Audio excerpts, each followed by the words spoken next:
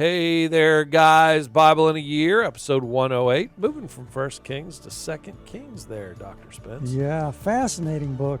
There's a ton in these 4 chapters today. 2 Kings 1 through 4 is what we're looking at. We're getting ready to move. Elijah to Elisha. Yes. It's going to be a good conversation today. Here we go.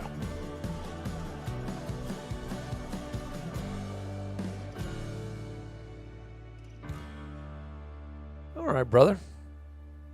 I'm ready. I am too. We're going from Elijah to Elisha, 2 great men of God. And I love the transition here too. What about it? Well, Elijah never died. There's only 2 men in the Bible that never died. Elijah I know the first one. and Enoch. So, You remember your old neighbor, the good doctor, Jim Yon. oh yes, Love Jim Yon. And we need to pray for Jim we do. and Jane. And Jane, yeah. Yeah, that's going to make me cry. Jim's just not very good. He's dealing with Parkinson's very bad. And yeah, we just need to pray for Jim and Jane both. But anyways, I love this illustration. And man, I learned so much from him. Jim said, can you imagine God and Enoch walking together? Because that's what the scripture says, Kevin. And Enoch walked with God, and he was no more. And Jim said, you imagine God looking at Enoch one day and going, you know what, Enoch? We're closer to my house than we are to yours. Let's just go to my house today. Yeah. I mean, wow. I've thought about that so many times since he's taught me that. That's a perfect example, of what really happened. It really is. And so we're reading about this today. Elijah taken up into the fiery chariot. Let me hit this super quick.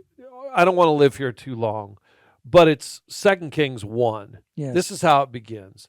It's judgment against King Ahaziah. King Ahaziah is the king of Israel, 2 years. Falls through the lattice. No, we don't recommend you do that. Yes, do not. Though I could tell a story about that, but that would take too much of our time today. Of a time that I fell through the roof of something. It was on the day of my prom, actually. My senior prom. I fell through the roof at the ballpark and almost didn't go to my senior prom. And my mother said, that girl bought that beautiful dress. You're going with her. Do you know who that girl is? Sure. Married to her. Hello. That's your soulmate. Yes, it is. But he falls through the lattice, King Ahaziah, and he consults baal-zebub. Baal, who we talked about in the last episode or 2 episodes ago, and then Zebub, baal-zebub. Jesus is called baal-zebub. Yeah.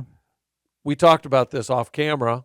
What's the translation of baal-zebub? Baal-zebub, Lord of the Flies. Lord of the Flies. So all of you my age, kids, did you guys read that? Boys, did you read that? 2 of my 3 sons are in the room right now.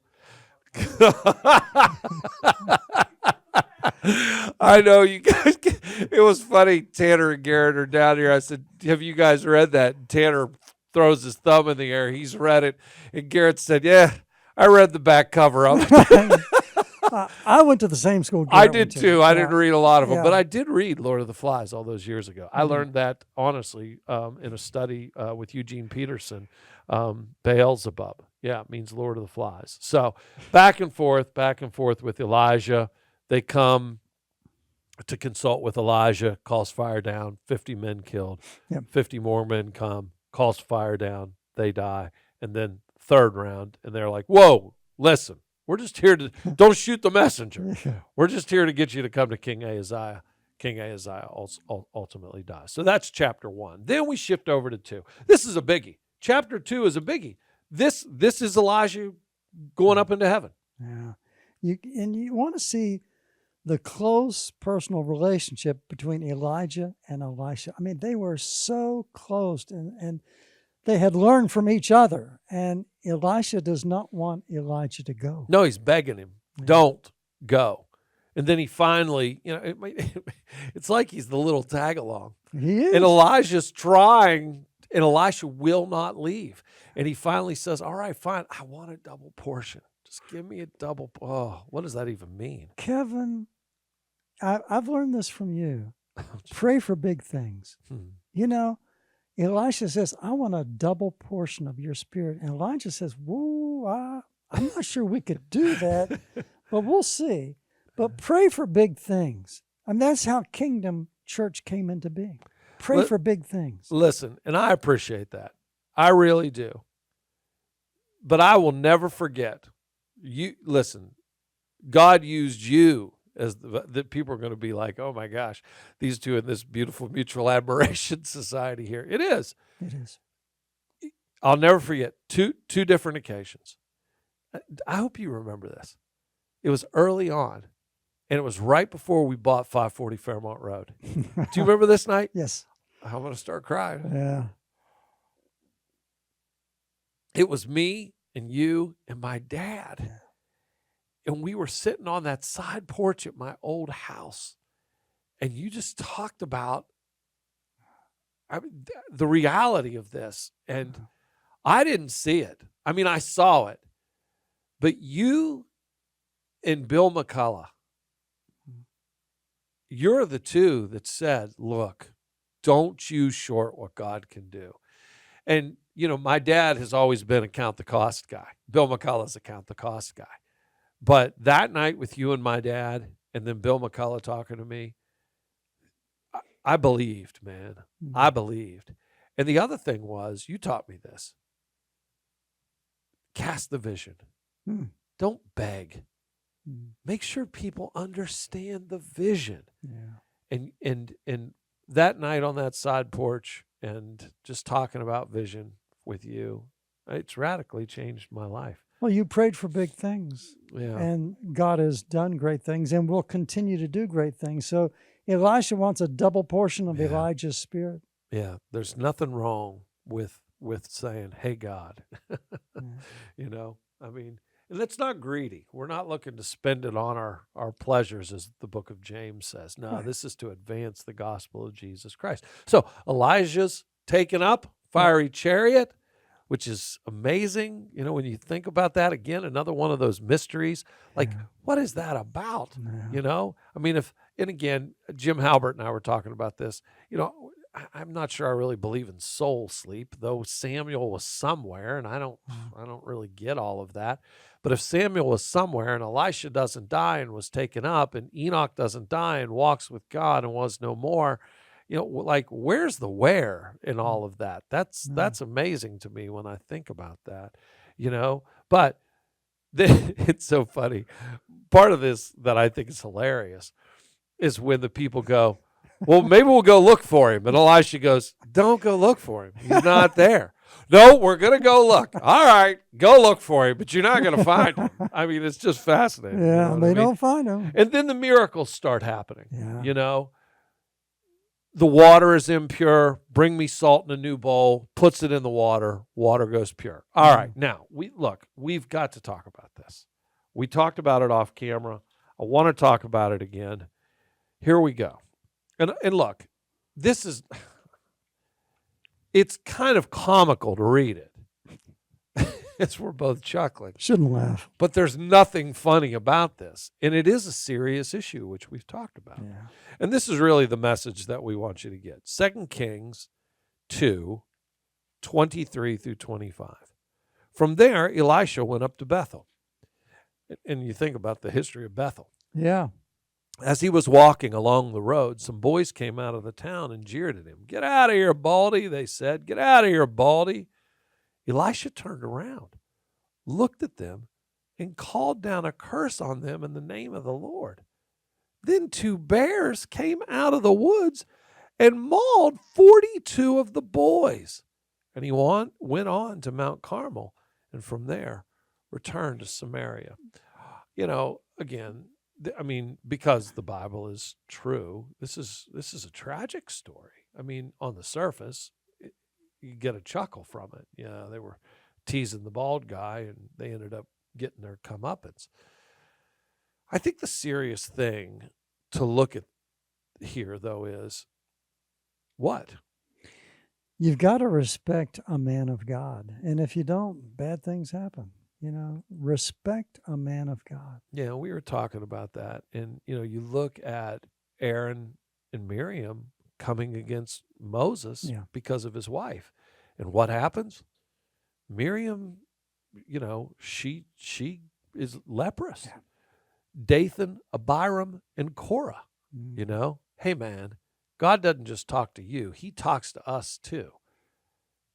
And they end up dead. Yeah. And the reference that I made, with Ananias and Sapphira, where they appear before Simon Peter and he says, "Are you true before God?" And they were like, "Oh, yeah." Treat it casually. Both of them end up dead. Yes. Nadab and Abihu, which you and I talked about in the Leviticus study, Yeah. end up dead. That's ultimately what we have here. So look, you and I have both pastored a long time. We are not perfect. And we both admit our faults regularly. But there's something about the position of the man of God. And if you are going to rise up and question a person of God, I'm just saying, you got to really think about that. Yeah. You got to really think about that. We are not faultless. We are definitely fallible, but we are who we are. And look, I believe in second opinions and all that stuff. But when I laid down on that table last spring, and Dr. Garib did my procedure, my catheterization procedure, I knew who he was. I knew his reputation. He came highly recommended. If you're a pastor who has a track record of truth, to charge that person with falsehood, that is a serious charge. It's that line in Lion, Witch, and the Wardrobe where the two older siblings say, it couldn't be true that there's this land, Narnia. And the professor says to them, who have you known to be more truthful? And they say, well, we would have picked our sister Lucy every time. But it's impossible. And the professor says, a charge of falsehood against someone who's always been truthful is a very serious charge indeed. Yes. And I think really that's the message to get from all of this. It's less about bears mauling kids, okay? Then, let me do a little house cleaning here too. Joram, Jehoram, those names are interchangeable. Becomes the king of Israel. 12 years, evil, but I want people, if they would, to look at 2 Kings 3, verses 1 through 3. This is significant. Joram, son of Ahab, became king of Israel in Samaria in the 18th year of Jehoshaphat, king of Judah, and he reigned 12 years. He did evil in the eyes of the Lord, but not as his father and mother had done. He got rid of the sacred stone of Baal that his father had made. Nevertheless, he clung to the sins of Jeroboam, son of Nebat, which he had caused Israel to commit. He did not turn away from them. I don't know why he got rid of this stone. Maybe he was trying to control worship in some way. But again, I want to keep coming back to this. The pattern of sin is clearly in place in Israel. Yeah, and look at his mom, look at his dad, and you look at who raised him, and you see what happened. It's so important to raise godly offspring. Yeah, 100%. At that point, verses 4 through 27, here's Moab again. Moab revolts, okay? But then, as you shift over to chapter 4, Elisha really becomes a miracle worker, doesn't he? Yeah. I have read where Elisha, through the power of God, does more miracles than anybody in the Bible except for Jesus. I have read that. Elisha. I would have to look at that. I don't doubt you. Yeah. I never thought about that. I've read that. I think it's true. But recorded, Elisha.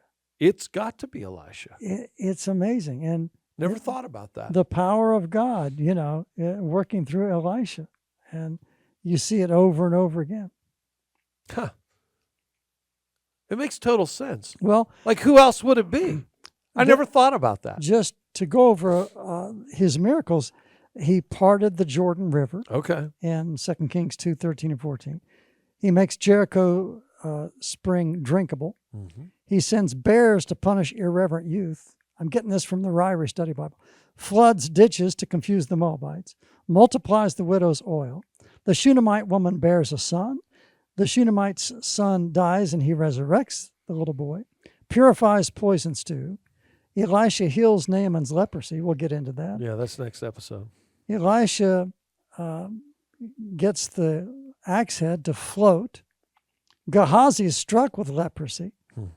Elisha gives special sight to the king's messenger. He blinds the Aramean army, and his bones resurrect a dead man in 2 Kings 13. So those are the miracles of Elisha as seen in the Ryrie Study Bible. It's phenomenal what God did through him. I think they left one out. The feeding of the men with the barley bread. They did leave that out. How about that? I'm glad you caught that. Yeah, it was funny because I had that written in my notes Yeah. because it always, it was shades of, the feeding of the 5,000. It points to the New Testament. 100%. But you put your barley loaves with these, you've got 15 miracles.